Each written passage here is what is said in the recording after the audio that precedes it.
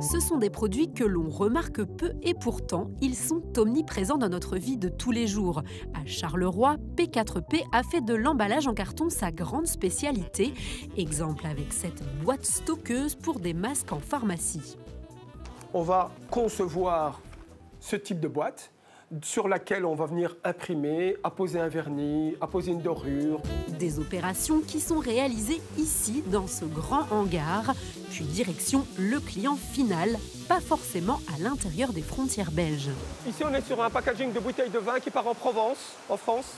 Un packaging d'essuie-glace qui part également en France. Ces palettes-ci sont à destination des Pays-Bas. Cette palette-ci est à destination de la Suisse. Vous l'aurez compris, peu de carton pour chez nous. P4P réalise environ 70% de son chiffre d'affaires chez nos voisins. Une diversification qui permet à l'entreprise d'afficher une croissance de plus de 20% chaque année, grâce à une prospection directe dans chaque pays, mais pas seulement. On est présent dans un certain nombre de foires. Après, il y a l'élément de réseau, donc on va vraiment se rapprocher d'un certain nombre d'acheteurs, de direction de marketing. On va essayer de susciter un premier rendez-vous dans le but d'expliquer en quoi on peut être une plus-value. Des démarches que l'on connaît bien à Liège, chez Kytosim. Dans ces cuves, on fabrique à partir de champignons une sorte de poudre, des biopolymères. Ils seront ajoutés au vin rouge pour détruire certaines bactéries ou serviront dans des compléments alimentaires.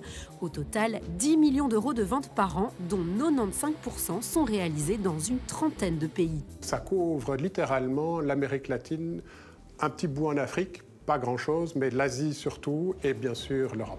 L'exportation fait partie de notre ADN, tout simplement parce que les marchés se trouvent à l'exportation.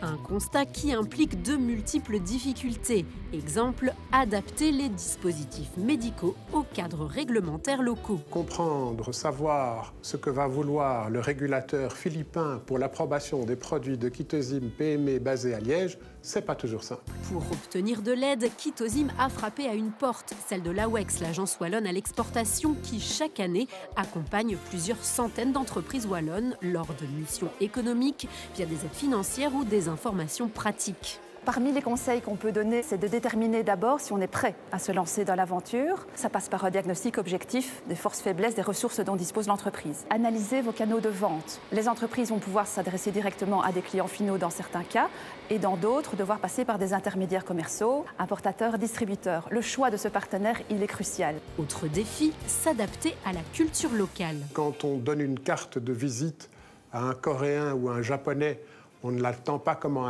l'attendrait à un Américain.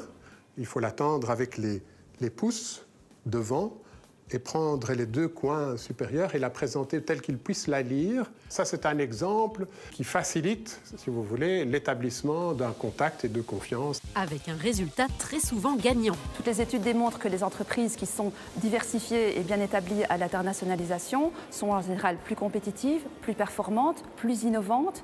Elles captent très tôt des nouvelles tendances, elles développent une grande faculté d'adaptation. Ça permet aussi à ces entreprises de parfois rentabiliser des investissements de façon plus rapide. Et au sein même de l'entreprise, c'est une source de motivation et de fierté pour les équipes. La preuve en chiffres, après une année 2019 record, puis une année de crise, 34 milliards d'euros ont été générés par les exportations wallonnes durant les 8 premiers mois de 2021. Dans nos deux entreprises, en tout cas, les projets ne manquent pas. Kytosim s'apprête à conquérir le marché chinois. Quant à P4P, elle devrait bientôt ouvrir des unités de production à l'étranger.